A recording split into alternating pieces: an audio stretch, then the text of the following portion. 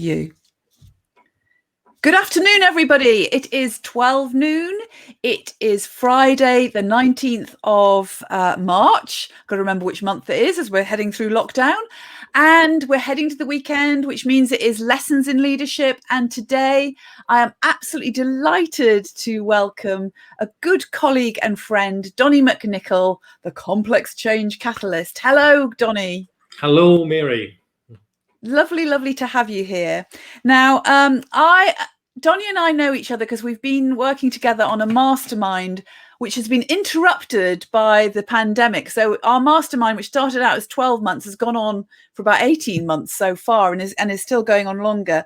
But the reason I asked you onto this show today, Donnie, is because when I hear you talk about your work, you're a consultant, but you're also entrepreneurial as well. So it's that mixture of being a consultant and being massively entrepreneurial, which means that you have a lot of plates that you're spinning. You seem to have your fingers in lots of pies and supporting people in so many different ways.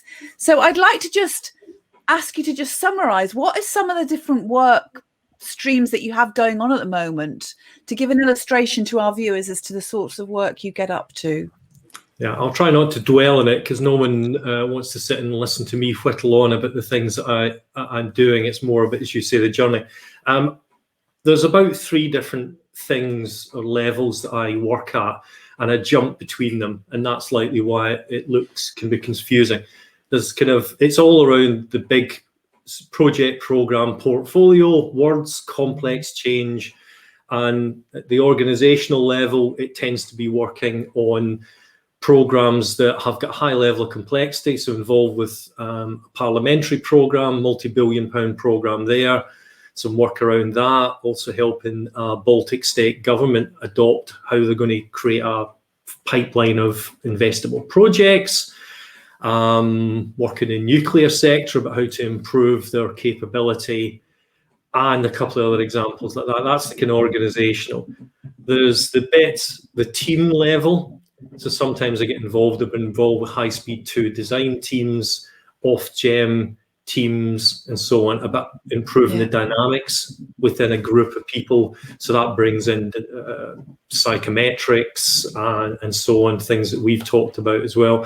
And then there's the individual development level in this complex projects world, and that's running leadership programs, setting up academies. It's helping to set up and advising a digital academy that's been set up as well at the moment. So love running the training. So the top one's consultancy facilitation stuff. The other one is then into facilitation, and the last one, if you will, is more developmental. And I jump, and I'll explain as we go through, I think, Mary, why I do that. It's not a choice I make. It is just I can't help it because of who I am and the way it's led through the leadership, the way that I've worked through in different leadership roles. So there's something about how you've shown up as a leader and how you are in the world that has caused these different levels of interest and different levels of work streams to come through for you, is what I'm hearing. I'm just curious then, because you call yourself the Complex Change Catalyst, which I think is a brilliant description of who you are and what you do. Is that the common thread that holds these different streams together, or is there something else? It likely, well, as you know, that came from our mastermind of people going, but what the hell is it you actually do? And unless you're involved in our world, it's quite hard to. So we got it just down to change rather than writing project and program and portfolio and change. So stick to change. And complex is that it's just happened, I think, that most of the stuff, nuclear, multi-billion-pound construction, retail transformation, everything's really complex and it's highly ambiguous, multiple relationships, unclarity, lack of clarity. And that's where the complex change. And the catalyst, I can't remember who we finally narrowed it down to, but it was around what is it I do? And the word catalyst came up because it catalyzed, I dropped something into each of those layers that makes a difference. And that's where it came from. it's about the best description I've seen, and most people have said that's pretty good. Yes. Yes. You get Yeah. what you do now from 3 words. Yes, it is fantastic, actually. It is so descriptive and so pertinent for the times that we're living in that, you know, change these days is never going to be straightforward. It's always going to be complex, and organizations and businesses are so much more complex, aren't they, as well? So I'm kind of hanging around here thinking, where do we start, Donnie? Because you've got obviously had quite a journey to get to be where you are. And there is something about the where you are is so representative of who you are as well. So I'm not quite sure where we need to start. Is there an area that you would feel you'd like to start with in sharing a bit about your journey? Well, maybe I'll explain. I think now, with years and years of hindsight, looking back, there was a kind of, well, actually, maybe go slightly left field from what I thought, Mary. I've done some work about my own profile, personality, if you will. And if you take a simple one like DISC, if anybody's listening and views DISC, I'd come out as a yellow or an I. And I think now I can see I was always curious, always wanted to get involved in things, always wanted to bring people together to talk about things, always inquisitive. So shiny things are always very exciting. So it was almost like a magpie, I guess. So I think is from an initially being a designer, civil designer in coastal through to, I was going to say sewage treatment works, how exciting. They're very critical, important part of national infrastructure. And then going in site, I was always curious as to what other people were doing and wanted to see what they were doing. So I did realize, I'm not sure if it's a good way of looking at it, but you know, going from design one company to the next design company, which they're a bigger and sexier project to work on. It's like, oh my goodness. Then from there into the other side, which is actually on the construction side, and seeing how that works and not designing something but actually building it. Again, I was just so curious about how people were doing it. And I think it was a bit around that time that I started getting into asking more why. So it wasn't enough to work on a project. I wanted to know why we were doing the project, which takes you onto more program level. Again, using lingo, or you know, it sits above the project level. And then I think the big shift for me in my career was the real big why. But why were we doing the project? What was the business rationale for it? What were we trying to achieve? And that's what the jump was into the management consultancy. Right. Okay. So kind of getting more in touch with the purpose of it all is what I'm hearing. Now, interesting, without being boring for anybody who's listening to the construction sector, the companies I worked for, the last one was a company called Mace, who were still small, a couple of hundred. I think they're now tens of thousands. So if I'd stayed in Mace, likely I would have ended up doing the work that I wanted to do more of, but at the time they weren't doing as much. They were building things crudely. I wanted to work for management consultancy. It was, look, but why are we doing that project? What's the rationale for it?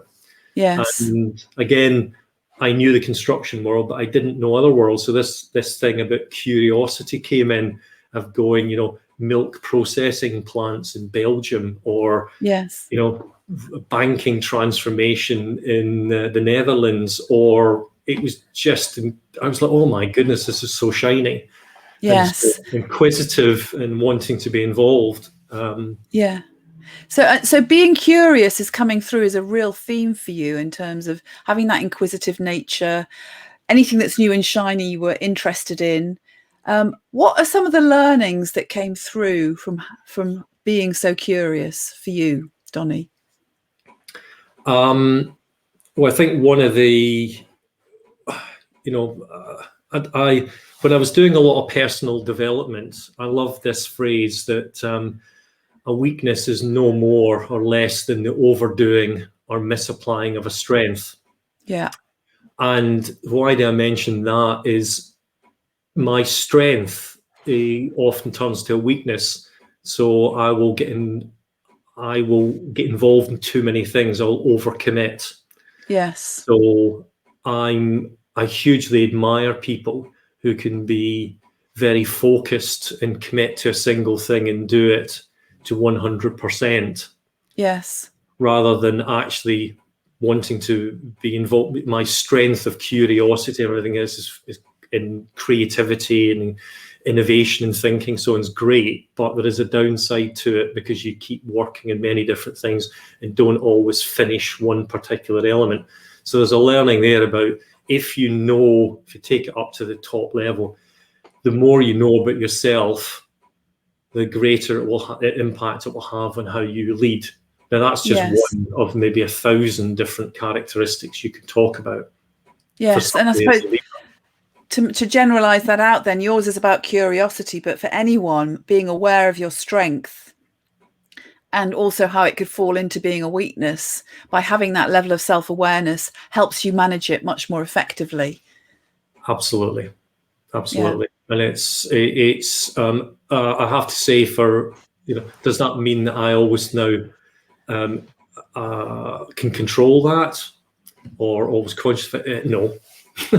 It just is that in my moments of total sanity and clarity, I can look at, right, you're grossly overcommitted and things. That's of your own doing. It's not of the outside world's doing. That's your doing. So I think you could apply it to anyone, whether they're too forceful and assertive, whether they are not inquisitive enough, or there's so many things that you can get that. And it's one of the, I do not a huge amount, but I have done a fair amount of lecturing.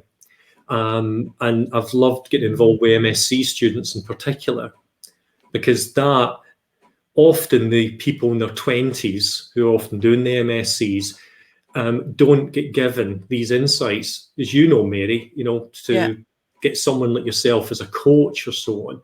You're typically maybe in your 30s, but more likely 40s or 50s, where you've been given, you're sent in the Wharton or weeks long this, or sent to side to do their major programs 5-day, or you tend to be older. But in fact, the skills of leadership you need from being, you can argue before university, at university, but certainly directly after it, so that they get, so this is how I am, this is my leadership style. How does that work in the context that I'm fitting it? And so it frustrates me considerably that the people-based skills are not always pushed as much. So there's something about putting that more on the general curriculum at a very early age, really, pre-university, even when people are in school, making sure that people start to build awareness around what leadership is and the impact they can have personally on each other as leaders. So that sounds really pertinent. I want to take us back a bit, though, because you talked about the fact that your strength overplayed can cause you to be overcommitted, and I'm making it mean overwhelmed at times. How do you keep your sanity? And we laughed about this earlier, because do you keep your sanity is another question to ask. But how do you keep your sanity when there are so many different things that you're juggling? And I know this is going to resonate with lots of people who are leaders and working in organizations today, because there is so much demand being placed on people. So how do you keep your cool and keep yourself going through having so many plates spinning at any one time, Donnie? Well, I guess like most people, you balance it out with your family. Now that may be, dare I say, I'm not making any judgments, that could be your dog, that's your family, or you've got a partner, or you've got children. I'm blessed, I've got 2 children, I've got a lovely wife, gorgeous wife, and that's something that, supportive as they are, interested they are not. Right.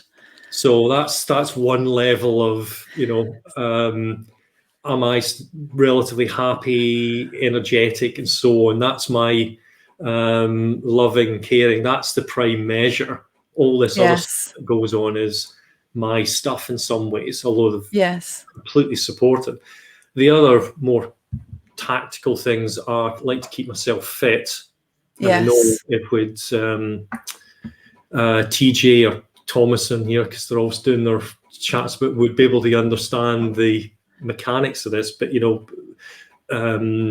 keep myself fit. So I was spinning this morning, doing 30k in my spin bike in my office this morning. Yes. Try and get physically out and have an adventure on my steed out at the weekends, and walking. So yeah, always trying to be out amongst trees. We live in Cobham in Surrey, and it's not far to get into wooded areas. And I have to say, I now, through listening to TJ and others, I now will not just walk through trees, I'll actually try and look up. So I'm looking at trees. So physically noticing, being in that environment and connecting with nature and looking after yourself physically, as well as having that emotional support from your family, kind of keeps you grounded, is what I'm hearing. Absolutely. Yeah. Now, depends on what level of groundedness. Sometimes, I wish I was as grounded maybe as I feel right now, even though my commitments are likely greater than they've been in years. Yes. But, sometimes you have much less on and you don't feel so grounded. Yes. And none of those things are working for you. There's always the far, more effective things of chocolate. Always, I don't mean that jokingly. That's where mine. Predisposition, and if you've never tried tablet, then please try it if you're a sweet tooth, because it's like, so get a sugar hit is what another way. And sadly, that is something that does I go to, but it's not necessarily a good one to go to. Yeah. And finally, sort of, I'm also curious about, you mentioned, this is your overplayed strength, and we've honed on it a lot today. I didn't know this is where we're going to end up, but we have. You mentioned that I'm responsible. So when do you notice? Because it's like, when playing to our strengths and being curious and going, oh, that looks great, we do it unconsciously a lot of the time. We get ourselves involved in all these different things. So at what point do you notice, oh, right, I think I might be full. I think I might have got enough here. At what point can you say to yourself, that's enough? What's the warning sign? What's the warning sign, I suppose, is what I'm thinking. Isn't it fascinating, the mind-body connection? Because, I, this morning, for a couple of things, kicked off on top of all that, and it is straight into your stomach. And all of a sudden, you feel, so that's one, is there is physical sensation. I know, like a lot of people, I'm sure, shoulders, especially once you get to an age with 5 in it, shoulders start to be an issue. Your stomach, you start to get a fluttery stomach. And I think it's, it kicks into sleeping as well. I know when it gets really bad, but I do, again, many of the things, try not to do anything electronics. Look at electronics. I've got a Kindle, but try not to do that.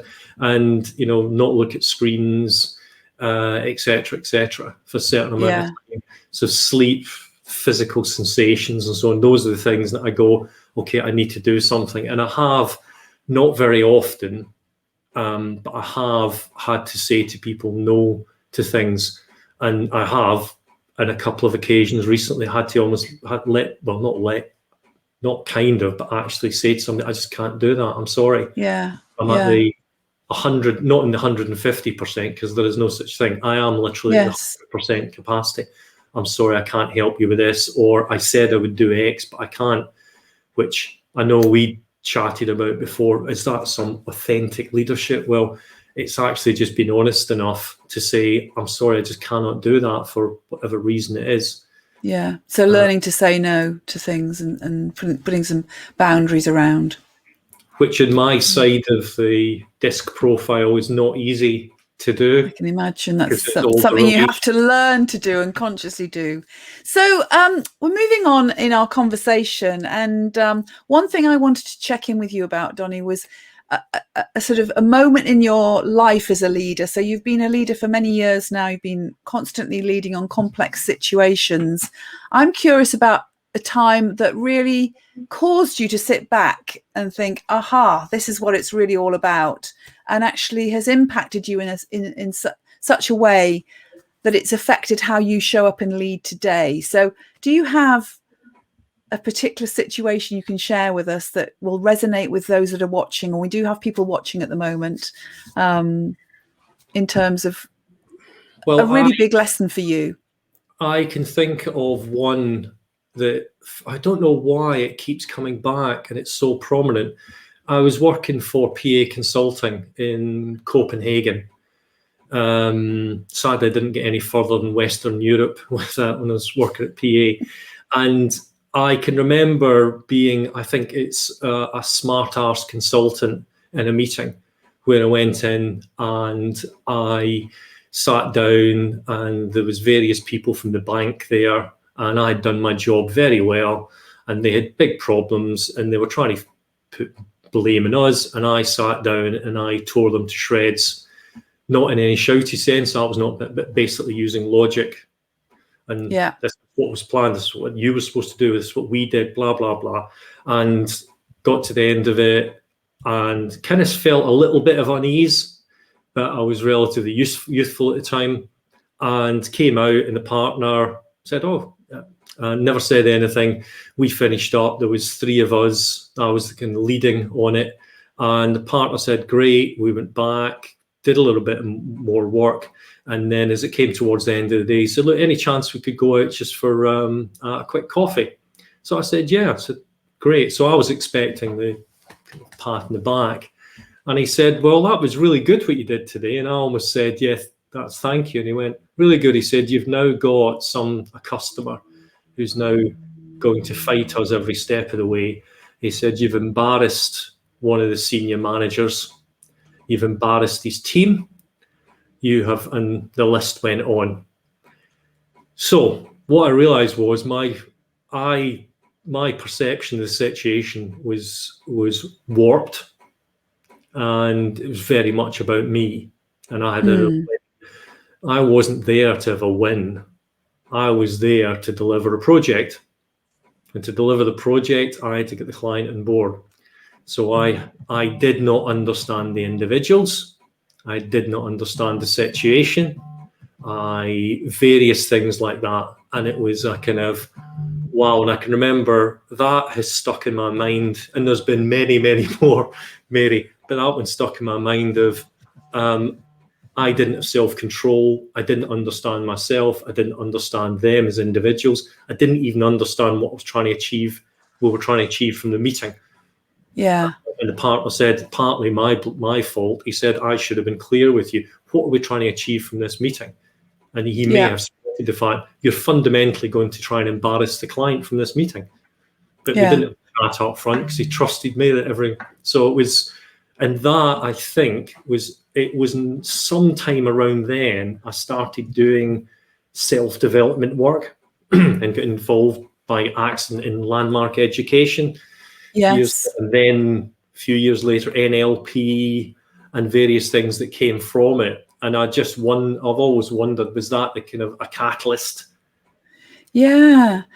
Well, I really love you've shared that, Donnie, because that is quite a raw story to share and very courageous of you. Feels quite raw. Yeah. Well, and really courageous of you to share it as well. So thank you for sharing it. And I think a really great example of how we think we might be doing the right thing, that we're doing a real service here, but actually we're doing it for ourselves. Inadvertently, we're doing it for ourselves at the cost of our clients or the other person that we're in the conversation with.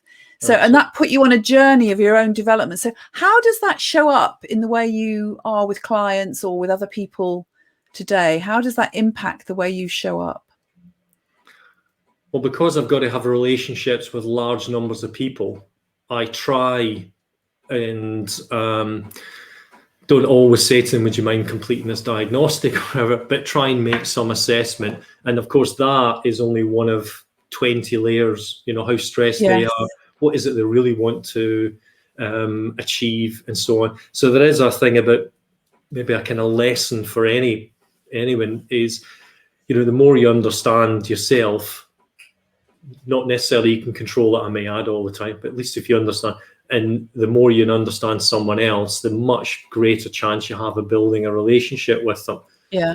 So I have to spend a lot of time and energy building relationships in many, many different areas with people. Yes. I have to say, as a slight left, just reflecting in this conversation in advance, I didn't realize how incredibly blessed I am because you know, if somebody told me I'd be doing what I'm doing now and being rewarded for doing what I'm doing now 10 years ago, maybe even 5 to some extent, I wouldn't have believed them. You know, I've got advisory board roles with companies that with Yes. owners of businesses and so on, and I just love it. So there is a kind of, again, back to the personality, as you know better than me, it's one of those things that an I profile needs lots of praise. Yes. And I love it because I feel like I'm adding value, and if it's been appreciated back, that's a real win-win.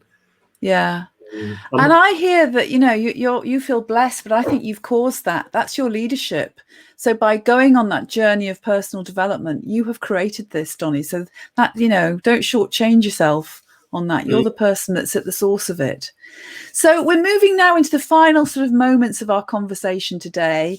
And we've got some people watching. And in fact, Gordon McKellar has made a comment about tablet being the best. I'm presuming he may be another Scots person. I know Gordon well. Yeah.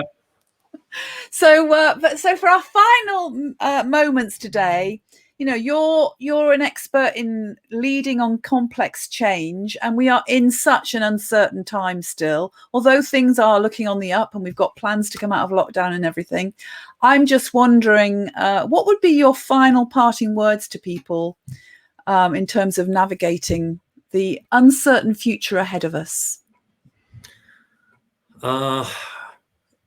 If there was one capability, and it's interesting from some of the client work I'm doing, this is coming out, competency models and so on, is that, so this is the boring part of the answer, hopefully, is everyone is starting to realize this thing about the term you know well, Mary, you know, the VUCA, volatile, uncertain, complex, ambiguous. Yes. If you took the complex out, the volatile, uncertain and ambiguous is more and more where we are, the speed at which things change. If there was one thing, I'll be honest, it's not an easy thing to go and do a course on appreciating and understanding and dealing better with volatility, uncertainty, and so on. But that almost seems to be a kind of core thing now, that people need to be when things will be finished, when we get back to normal. I'm not talking about necessarily us getting back to going to pubs and stuff. I'm talking about, oh, well, everything will get back to normal in the program sense, and the project will have control of it. I think the level of uncertainty is growing in my work, the change world. And it's now, you just need to accept the fact you will never feel, even for the most ambiguous person like myself, you will never feel control. And I really do feel for people who are not the same disposition as self. I think, goodness, how do you cope in really complex, ambiguous situations when you need things to be boxed and shut? Yes. Again, there's a weakness for me, as I'm too comfortable in that, so I don't necessarily box things up as much as I could. So there's strengths and weaknesses in both. So what's one piece of advice you would give to someone who does like things to be all boxed and neat and certain? For those people that likes uncertainty, what one piece of advice can you give them? Well, back to where we started, is understand as much as you possibly can about yourself and the onion layer. If you read one book or looked at one site or did one diagnostic or did one thing, that will, as many layers as that as you possibly can to build up as good an understanding of yourself, so that you're better ready to deal with the situations and can even predict what will happen, because you know yourself, you can see the situation coming, and you can then better cope with it. And you know that it will be stressful because it's not in your sphere of influence or you're comfortable with. So that would be my one thing. Spend time understanding yourself. Work on yourself first, understand yourself first, understand what your strengths and your potential weaknesses are, and that will help you deal with all the uncertainty that there is around. I guess because self-management is what's so key. And I bet you that's the first time Andy's ever said that in an interview or ever, but it's kind of do you know what? It's so fundamental. It is so fundamental, and it doesn't get said often enough, does it, really? Thank you so much for bringing that to light. And I just want to thank those that have been watching today, and for Gordon, who's made another comment about congratulating you and well done for the success that you've achieved, Donnie. Well, so that's a lovely comment there. Do keep your comments coming. If you're watching this in catch up, we always love to hear from you in the comments boxes as well. That brings us to an end of this great interview with Donnie MacNicol. Thank you so much, Donnie. Thank you, Mary, for giving me the opportunity. It's been a real pleasure. Next week, we have Jodie Goldsworthy joining us, and Jodie is Executive Director for Leadership and Talent Development Practice at Gatenby Sanderson. So a really amazing woman leader coming to join us about how she's been leading and building that business. So do join us, same time, 12 o'clock next Friday. See you then. Bye for now. Thank you. Bye.